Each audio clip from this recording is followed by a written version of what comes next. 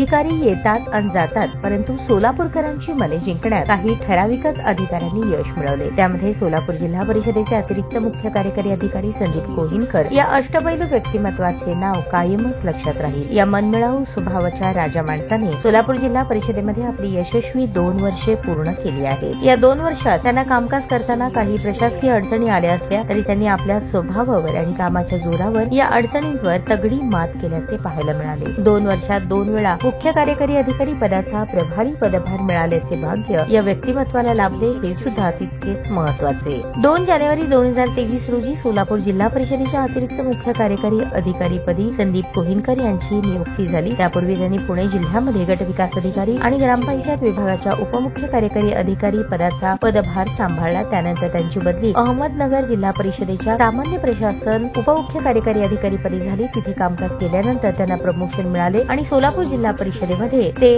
अतिरिक्त मुख्य कार्यकारी अधिकारी म्हणून रुजू झाले। लोकप्रतिनिधी, राजकीय नेते, कार्यकर्ते, पत्रकार, प्रशासनातील वरिष्ठ अधिकारी, जिल्हा परिषदेचे कर्मचारी अशा प्रत्येकांना भेटणारा, त्यांच्या अडचणी समस्या जाणून घेणारा अधिकारी यापेक्षा एक चांगला मित्र म्हणून कोहिनकर यांची ओळख निर्माण झाली आहे। मागील 2 वर्षात कोहिनकर पॅटर्नची सोलापूर जिल्हा परिषदेमध्ये जोरदार चर्चा ऐकण्यास मिळते। तत्कालीन मुख्य कार्यकारी अधिकारी दिलीप स्वामी हे 24 दिवसांच्या प्रशिक्षणासाठी मसूरी येथे गेले असता नौखे असले तरी कोहिनकर यांनी सीईओ पदाचा पदभार अतिशय संवेदनशीलपणे सांभाळला। या दरम्यान त्यांनी चांगले कामकाज केले। प्रत्येक दिवशी केलेले काम, घेतलेले निर्णय जंगम यांना माहिती देताना त्यांच्याशी समन्वय साधत कामकाज केले। आपण केलेल्या कामामुळे आपल्या वरिष्ठाला कोणताही त्रास अथवा अडचण होऊ नये याची काळजी त्यांनी घेतली। सीईओ कुलदीप जंगम यांना प्रशासकीय कामकाज करताना कोणत्याही अडचणी, समस्या अथवा राजकीय दबाव येऊ नये याची पुरेपूर काळजी अतिरिक्त मुख्य कार्यकारी अधिकारी संदीप कोहिनकर हे घेताना दिसून आले। जिल्ह्याचे पालकमंत्री, आमदार, जिल्हाधिकारी, मुख्य कार्यकारी अधिकारी, जिल्हा नियोजन अधिकारी यांच्याशी समन्वय हेच त्यांच्या कामाची जमेची बाजू म्हणावी लागेल।